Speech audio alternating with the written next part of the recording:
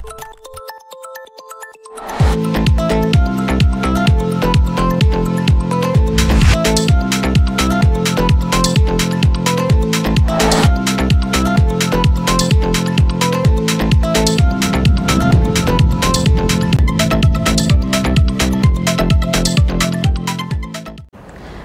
Sumsel 24 jam hari ini. Harga cabai dan tomat di Kota Pagar Alam sejak beberapa hari terakhir mulai mengalami kenaikan. Kenaikan harga disebabkan lantaran permintaan yang mengalami kenaikan menjelang Ramadan kemarin. Sejumlah komoditas pasar di Kota Pagar Alam sejak beberapa hari terakhir mengalami kenaikan harga. Di antaranya cabai dan tomat, kedua komoditas ini mengalami kenaikan.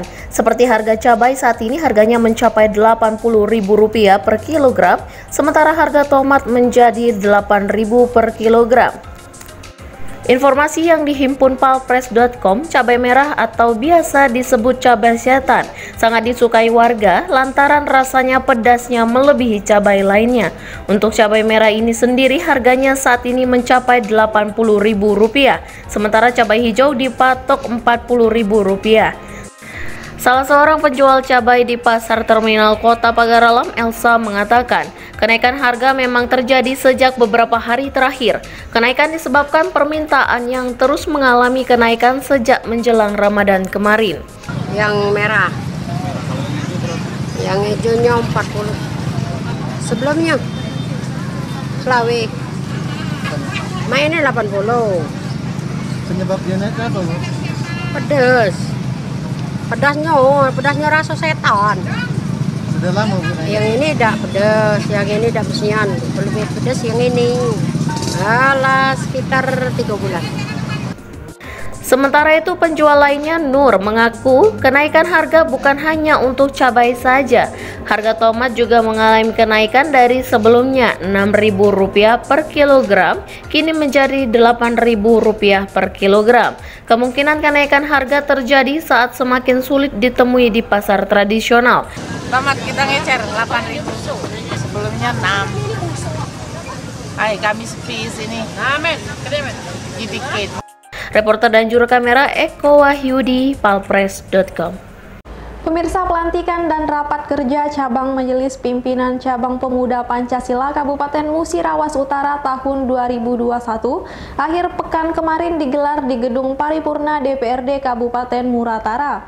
Dalam kesempatan itu, Ketua Majelis Pimpinan Wilayah Sumatera Selatan, M. Yansyuri SIP, berpesan agar Ormas Pemuda Pancasila untuk fokus dengan program kerja yang sesuai dengan situasi.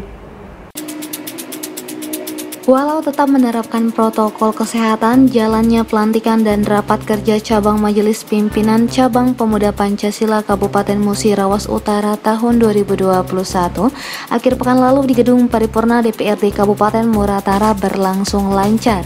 Kegiatan pelantikan serentak seluruh pengurus MPC, DPC, dan Ranting Pemuda Pancasila Muratara tersebut dihadiri langsung Ketua MPW Sumsel M. Yansyuri SIP bersama rombongan dan Ketua DPC Kabupaten Kota se-Sumsel.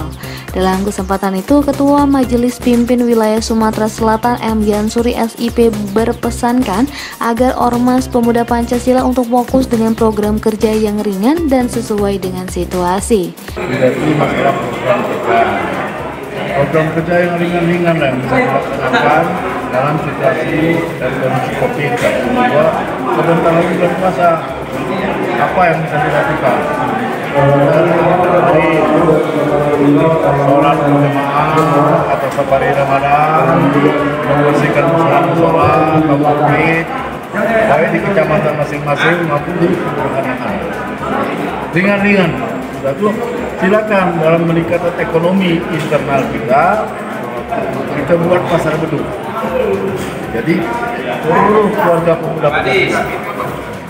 Sementara Ketua MPC Pemuda Pancasila Kabupaten Muratara Indrayani mengungkapkan agar Ormas Pemuda Pancasila harus menjaga kekompakan dan mendatangkan manfaat bagi orang banyak serta masyarakat. Itu kita yang pertama menjaga kekompakan.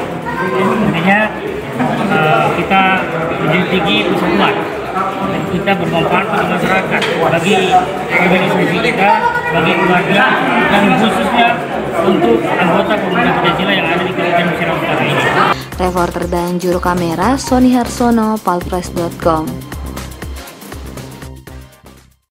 Petani Empalawang saat ini banyak yang beralih profesi menanam rumput odot. Sebagai pakan ternak sapi, rumput odot dinilai gizinya 60 hingga 70% sama dengan pakan ternak yang dijual di pasaran. Saat ini startup pertanian semakin bertambah dan meningkat. Hal ini membuktikan bahwa sektor pertanian adalah sektor yang punya peluang besar. Salah satunya yaitu para petani di Empalawang kini beralih profesi dengan menanam rumput odot. Rumput odot merupakan rumput liar yang dapat dimanfaatkan sebagai pakan ternak hewan seperti sapi, kerbau, kuda maupun kambing. Dengan pakan rumput odot, ternak sapi dapat menjadi gemuk dan sehat 60 hingga 70% tanpa perlu memberikan pakan lain. Hal tersebutlah yang menjadi motivasi sebagai petani di Empalawang untuk menanam rumput odot, karena penanamannya lebih mudah dan efisien tanpa ada perawatan sama sekali. Para petani maupun peternak hewan pun diimbau agar dapat mengikuti proses penanaman rumput odot, karena lebih efisien dan menguntungkan untuk proses penggemukan ternak hewan seperti sapi, kerbau, kuda maupun kambing. Reporter dan juru kamera Eko Wahyudi, palpress.com. Berita terakhir Sumsel 24 jam hari ini. Sebagai kolaborasi unsur pemerintah, masyarakat, akademisi, pengusaha, dan media, Forum Pariwisata dan Kebudayaan Provinsi Sumatera Selatan mengajukan rekomendasi terkait rencana pembangunan di Pulau Kemarau kepada pemerintah Kota Palembang, DPRD Palembang, dan DPRD Sumatera Selatan. Rekomendasi juga ditunjukkan kepada Gubernur Sumatera Selatan dan Dinas Kebudayaan dan Pariwisata Sumatera Selatan. Didampingi Sultan Mahmud Badarudin IV Jaya Wikrama RM Pawas Diraja, rekomendasi Forum Pariwisata dan Kebudayaan atau Porwida Provinsi Sumatera Selatan disampaikan Ketua Umum Porwida Sumsel Dr. Insinyur Dia Kusuma Pratiwi MT kepada Wakil Ketua Komisi 1 DPRD Kota Palembang yang juga anggota Badan Pembentukan Peraturan Daerah DPRD Kota Palembang, Muhammad Ridwan Saiman SHMH. Rekomendasi yang disampaikan Porwida kepada pemerintah yakni terkait rencana pembangunan di Pulau Kemarau menjadi kawasan wisata. Dalam kesempatan itu, Dia Kusuma Pratiwi menegaskan Pulau Kemarau adalah bagian pertahanan Kesultanan Palembang Darussalam dan banyak peninggalan bernuansa Islami yang saat ini sudah hilang. Untuk itu, Porwida minta agar kondisi Pulau Kemarau dikembalikan seperti semula. Pulau Kemarau itu ada benteng pertahanan Tambang Ratu dan tidak ditemukan ke Datuan Sriwijaya. Jadi di situ menunjukkan bahwa Pulau Kemarau itu adalah bagian dari pertahanan Kesultanan Palembang Darussalam. Jadi bukan Sriwijaya. Jadi kalau ada keinginan untuk membuatnya menjadi destinasi wisata Sriwijaya itu salah. Yang kedua, terdapat artefak yang berada di Baba Azim berupa uang logam kuno, itu perlu kajian lagi bersama arkeologi.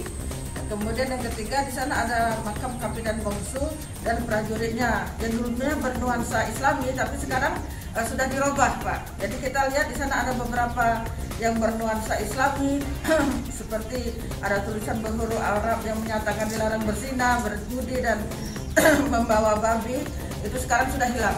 Jadi banyak nuansa Islami itu sekarang hilang, Pak. Jadi kami dari Porwida menyatakan sikap bahwa Porwida ingin agar meminta kepada pemerintah agar itu dikembalikan lagi seperti sedia kala. Sedangkan Wakil Ketua Komisi 1 DPRD Kota Palembang Muhammad Ridwan Saiman SHMH mengatakan dari diskusi yang digelar Porwida beberapa waktu lalu diketahui bahwa peninggalan-peninggalan sejarah di Pulau Kemarau berkaitan dengan sejarah Kesultanan Palembang Darussalam. Temuan-temuan fakta sejarah yang terjadi yang ada di Pulau Kemarau itu adalah sejarah tentang Kesultanan Palembang Darussalam.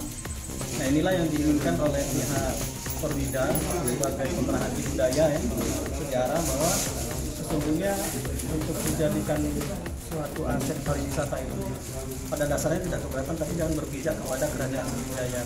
Itu yang diinginkan oleh Porwida. Dan kami sebagai anggota DPRD Kota Palembang yang kebetulan sedang membahas raperda tentang pariwisataan dalam waktu dekat dan mungkin Selasa atau Rabu ini akan ketemu dengan Dinas Pariwisata, ada agenda rapat Parumperda ya, itu akan kami sampaikan insyaallah. Sementara itu, selain rekomendasi terkait rencana pembangunan Pulau Kemarau, Porwida Sumsel juga memberikan rekomendasi terkait rencana Build Operate Transfer atau BOT gedung Wali Kota Palembang. Karena gedung bernilai sejarah tersebut harus diselamatkan dan tidak boleh dilakukan pengerusakan atau diambil alih oleh pihak investor. Reporter dan juru kamera Dudio Skandar, palfresh.com. Selamat menunaikan ibadah puasa 1442 Hijriah. Demikianlah berita Sumsel 24 jam hari ini. Jangan lupa untuk mendukung program kami lainnya di YouTube channel Palfresh Official seperti podcast Cukup Pedes, Budak Lorong, Baseng, Ternyata Bukan Mistis, dan Ruang Cerita bersama Kakak Juli. Saya Sri Depi, sampai jumpa.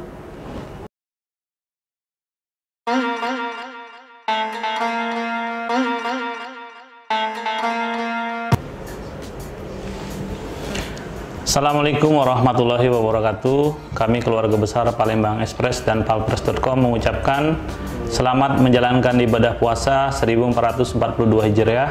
Semoga dengan ibadah puasa kali ini kita semakin mendekatkan diri kepada Allah Subhanahu wa taala, menjalankan semua perintahnya dan meningkatkan amal-amal ibadah kita.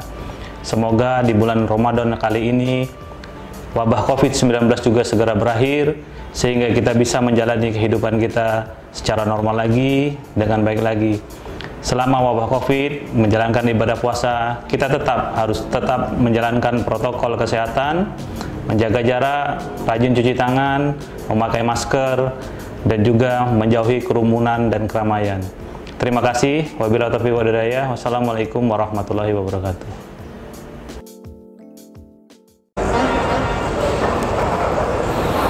Assalamualaikum warahmatullahi wabarakatuh. Saya Budi Tamastiawan, General Manager Harper Palembang, mengucapkan selamat beribadah puasa di bulan Ramadan 1442 Hijriah. Semoga amal ibadah di bulan puasa ini diterima oleh Allah Subhanahu wa taala. Assalamualaikum warahmatullahi wabarakatuh.